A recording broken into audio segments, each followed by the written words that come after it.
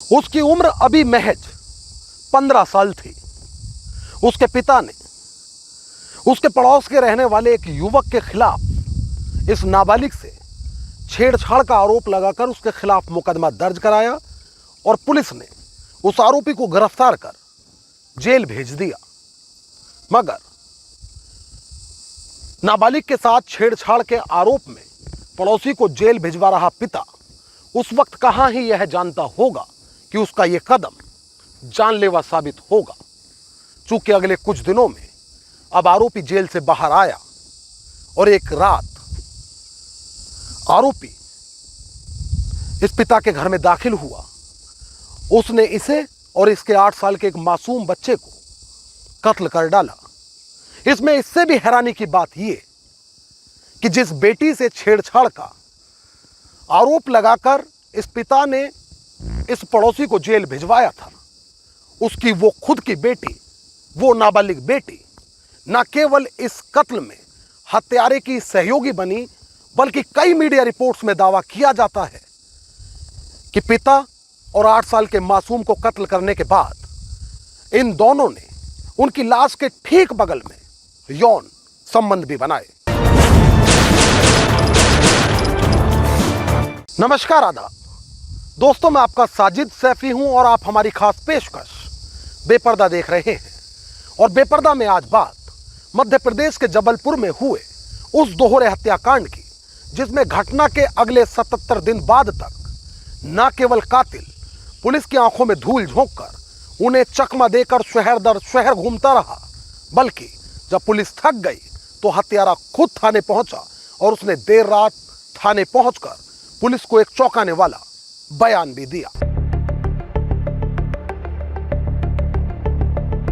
तारीख 30 और 31 मई की दरमियानी रात, वक्त रात के 11:45। स्थान जबलपुर का सिविल लाइन थाना।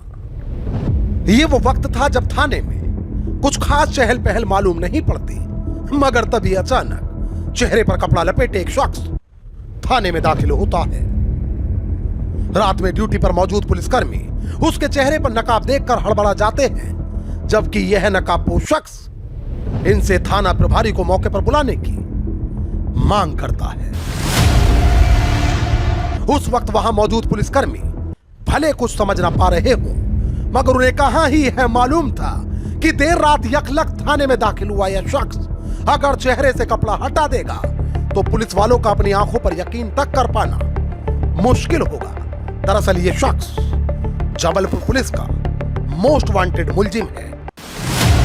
कौन है यह शख्स और आखिर रात के इस पहर यह क्यों कर लोगों की नजरों से बचते बचाते खुद ही थाने जा पहुंचा? क्या पुलिस को इसकी तलाश थी या फिर इसका आज यहां पहुंचने का कोई खास मकसद है? इन तमाम सवालों के जवाब जल्द मंजरे आम पर आएंगे, मगर आइए उससे पहले जानते हैं कि इसके बाद क्या हुआ। अब थाना प्रभारी को मौके पर बुलाया गया और फिर थाने में खड़ा नौजवान खुद ही अपने चेहरे से कपड़ा हटाते हुए जो बोलता है उसे सुनकर हर कोई हक्का बक्का रह जाता है, क्योंकि ये व्यक्ति कहता है कि मैं मुकुल सिंह हूं, वही मुकुल सिंह जिसने 15 मार्च को मिलेनियम कॉलोनी में एक पिता और उसके 8 साल के मासूम की हत्या की थी। वो मुकुल सिंह जिसकी गिरफ्तारी के लिए आप दर्जन भर शहर और कई राज्यों की खाक छान चुके हो। वो मुकुल सिंह जिसे घटना के 77 दिन बीत जाने के बाद भी आप गिरफ्तार न कर सके, और वो मुकुल सिंह जो आज खुद ही आत्मसमर्पण करने के लिए थाने पहुंचा है। आधी रात को थाने में गठीले बदन वाले इस नौजवान के मुंह से यह बात सुनकर पुलिस वाले अपनी कुर्सी से उछल गए। उन्होंने फौरन मुकुल को गिरफ्तार करते हुए इसके मुतालिक आला अफसरों को आगाह किया। चंद मिनटों में जबलपुर पुलिस के टॉप अफसर सिविल लाइन थाने पहुंचे और आधी रात को ही उससे इंटरोगेशन शुरू की गई। दरअसल पुलिस उन सभी सवालों के जवाब चाहती थी जो पिछले 77 दिनों से कानून के रखवालों के सीने में सुलग रहे थे। पुलिस यह भी जानना चाहती थी कि मुकुल द्वारा छाती पर बीचों बीच छपवाए गए 5 सिर वाले शैतान के टैटू का इस दोहरे हत्याकांड से क्या ताल्लुक है। खैर, सवाल जवाबों का सिलसिला शुरू हुआ तो कई चौंकाने वाली बातें सामने आई। कौन है मुकुल सिंह और क्यों कर इसने एक निर्दोष पिता और उसके 8 साल के मासूम बेटे को हलाक कर दिया, ये सब जानने के लिए हम आपको 8 महीने पीछे ले चलते हैं। मुकुल के अपने मृतक पड़ोसी की नाबालिग बेटी से प्रेम संबंध थे, जबकि नाबालिग के पिता इनके इस रिश्ते का विरोध करते थे। इसी के चलते उनके द्वारा सितंबर 2023 में मुकुल के खिलाफ सिविल लाइंस थाने में पॉक्सो एक्ट का मुकदमा दर्ज कराया गया था। आरोप लगाया गया था कि उनकी नाबालिग बेटी से मुकुल छेड़छाड़ करता है। बस यहीं से मुकुल आपराधिक रंग में रंग गया। मुकुल जेल में दिन दिन अदावत की आग में जल रहा था। इतना ही नहीं, जैसे ही वह जेल से बाहर आया तो उसने गजनी स्टाइल में अपनी छाती पर 5 मुंह वाला शैतान का टैटू बनवाया ताकि वह अपने टारगेट को भूल न पाए। असल में मुकुल अपनी नाबालिग प्रेमिका, उसके भाई, पिता, उनकी एक महिला रिश्तेदार और जांच अधिकारी महिला पुलिस अधिकारी को कत्ल करने की ठान चुका था। मगर उसके जेल से छूटने के बाद उसने पाया कि राजकुमार द्वारा जब उसे जेल भिजवाया गया था तब उसकी नाबालिग प्रेमिका पिता के आगे मजबूर थी। लिहाजा एक बार पुनः ये फिर एक दूसरे से संपर्क में आ गए और फिर 15 मार्च को इन दोनों द्वारा एक ऐसी वारदात कारित की गई जिसने इंसानियत से ताल्लुक रखने वाले प्रत्येक शरीर को सन्न कर दिया। कहा जाता है कि जिस वक्त पिता ने अपने पड़ोसी मुकुल सिंह के खिलाफ नाबालिग बच्ची से छेड़छाड़ का आरोप लगाकर उसके खिलाफ मामला दर्ज कराया था और उसे जेल भिजवा दिया था, तभी से मुकुल सिंह अदावत की आग में जल रहा था। उस दौरान तो वह यह मानता था कि उसकी प्रेमिका भी अपने पिता से मिली हुई है, इसलिए मुकुल सिंह ने 5 लोगों से बदला लेने की ठान ली। लेकिन जब मुकुल सिंह जेल से जमानत पर रिहा हुआ तो एक बार फिर यह नाबालिग प्रेमिका अपने प्रेमी से बातचीत करने लगी। एक तरफ जहां मुकुल सिंह पहले से ही अदावत की आग में जल रहा था, तो वहीं दूसरी तरफ इसकी ये नाबालिग प्रेमिका अपने पिता से छुटकारा चाहती थी। कहा जाता है कि इसके बाद ये न केवल प्रेमी को अपने घर और पिता की पल पल की जानकारी दिया करती थी, बल्कि जिस रात मुकुल सिंह इसके घर में दाखिल हुआ तो इसने अपनी मौजूदगी में अपने पिता को कत्ल करा दिया। कहा जाता है कि 8 साल का मासूम पिता को कत्ल होते देख मुकुल सिंह के पांवों में लिपट गया। वह शोर मचाने लगा। इसके बाद मुकुल सिंह और इसकी इस नाबालिग प्रेमिका ने उस मासूम बच्चे को भी कत्ल कर डाला। कहा जाता है कि 8 साल के मासूम की बॉडी को इन्होंने फ्रिज में छुपा दिया, जबकि ये दोनों पिता की भी लाश को ठिकाना लगाना चाहते थे, लेकिन ये वो कर ना सके।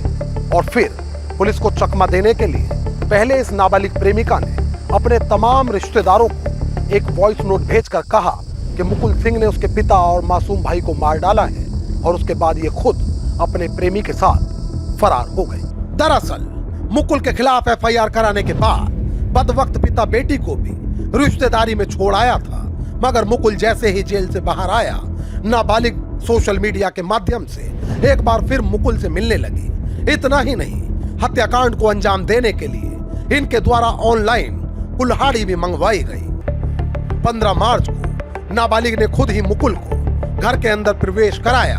रात के अंधेरे में मानो जैसे इन दोनों का लाज, शर्म, समाज मर्यादा और इंसानियत से पूरी तरह वास्ता टूट गया हो। हैवान हो चुका मुकुल बेखुद होकर यहाँ खून की होली खेलने पहुंचा था, और फिर घर में दाखिल होते ही मुकुल ने कुल्हाड़ी से नाबालिग के पिता की हत्या कर डाली।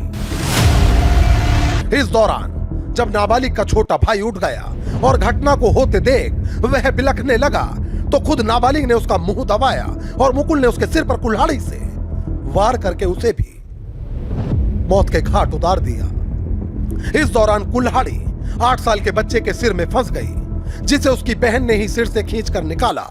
वारदात को अंजाम देते वक्त जितना निर्दयी मुकुल था, उतनी ही कठोरता नाबालिग के मन में भी थी। पिता और भाई की हत्या के बाद भी नाबालिग के मन में कोई दुख, कोई पछतावा नहीं था। न्यूज़ 18 ने एक पुलिस अधिकारी के बयान के आधार पर लिखी एक रिपोर्ट में दावा किया कि इन दोनों ने मिलकर कमरे में फैला खून साफ किया और फिर पिता और भाई की लाश के पास ही इन दोनों ने शारीरिक संबंध भी बनाए। वारदात को अंजाम देने के बाद उन्होंने घर में करीब 6 घंटे बिताए। इस दौरान चाय पी और मैगी बनाकर खाई। फिर दूध वाला आया तो दूध भी लिया। घर से भागने से पहले नाबालिग लड़की ने अपने बैग में कुछ कपड़े और पिता का एटीएम, बैंक पासबुक सहित अन्य दस्तावेज रखे। घर से पहले मुकुल निकला और कुछ देर बाद नाबालिग लड़की भी घर से बाहर का ताला लगाकर निकल गई।